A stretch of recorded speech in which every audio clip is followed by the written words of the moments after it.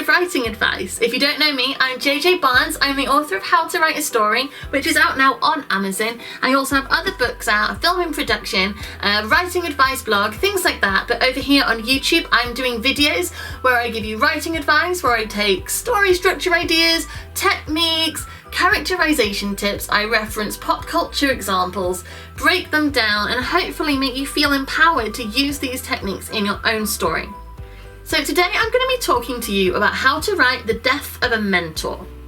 So a mentor character in your story is the guide, essentially. You are sending your protagonist on a journey to get something they want. And if they are going into a fantasy land, or they have to learn something, a skill, or just knowledge that they will need to get what they want, abilities that they don't yet have, the mentor character is the character who teaches them.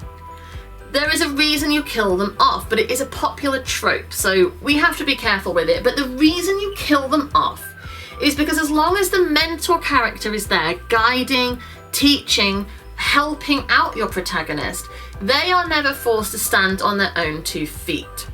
So what will happen is your mentor essentially is holding your protagonist back because they're there. They're guiding them, they're teaching them, they're being the adult in that situation.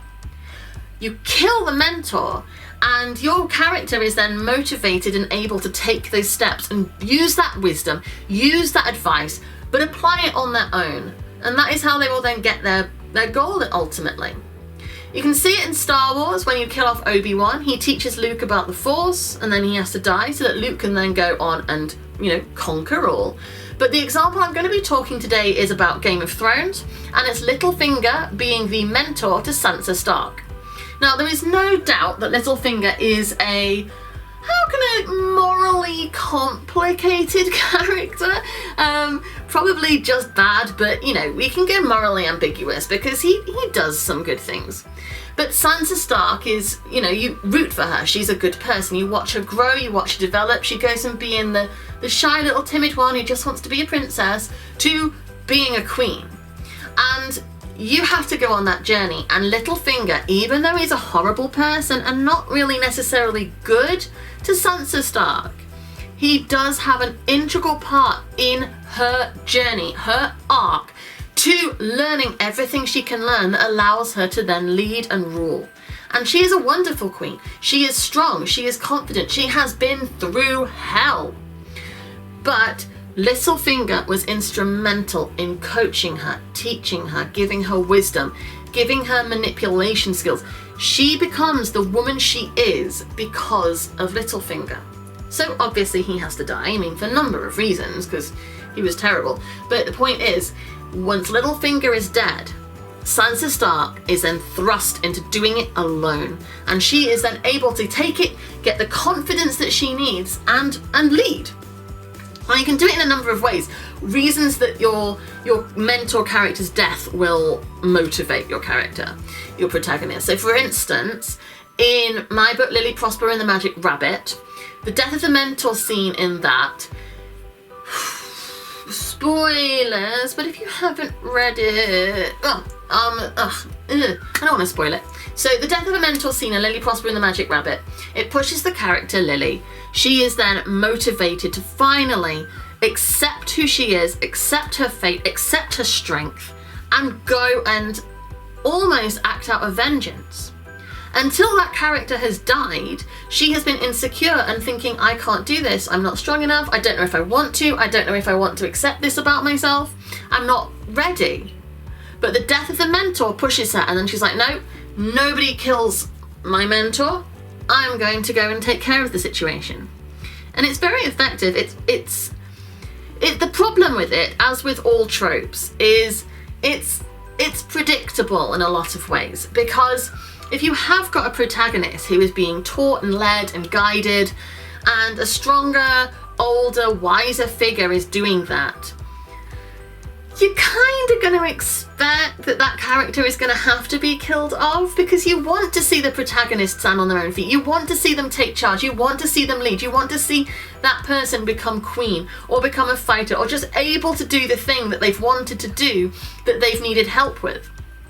Until they are able to just walk away and do it alone, They're not reaching their full potential, and the purpose of your story is to see them get there.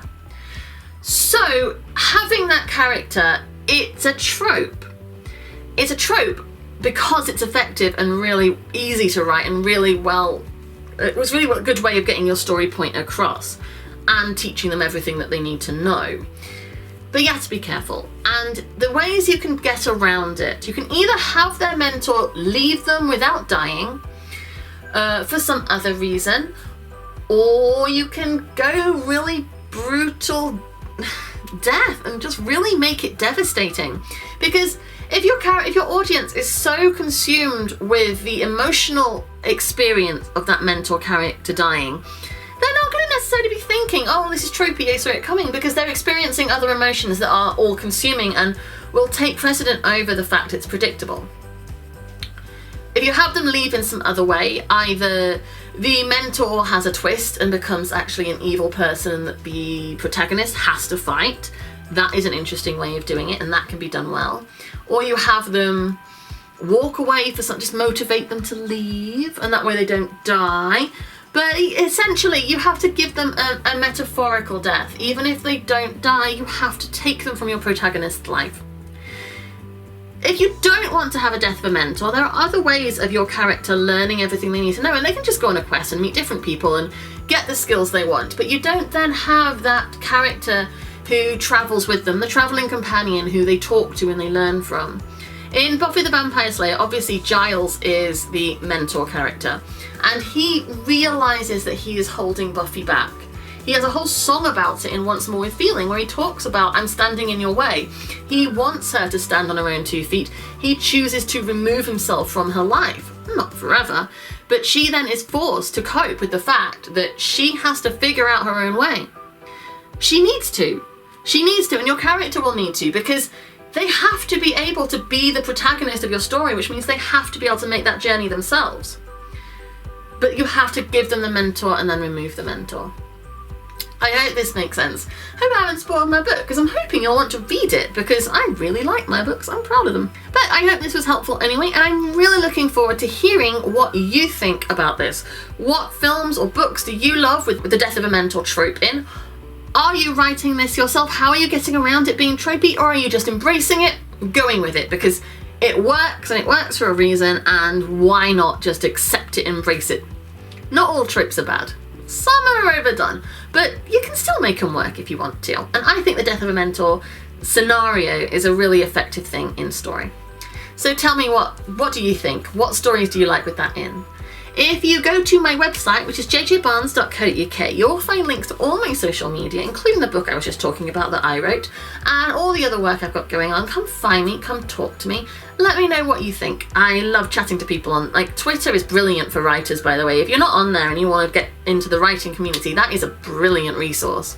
Also, if you can subscribe to this channel, I am putting out videos every Monday, Wednesday and Friday at 9:30 AM. I also have a big backlog of videos here. Some of them are just me on my own. Some are interviews with the cast from our movie that we've got coming out. Others are videos of me and John McKinney talking about writing advice and things like that. There's loads on this channel that you might find interesting or useful. So check it out, and yeah, I will be back again soon. Thank you so much for watching another one of my videos. I hope it has been enjoyable, and I will be back again soon. Bye.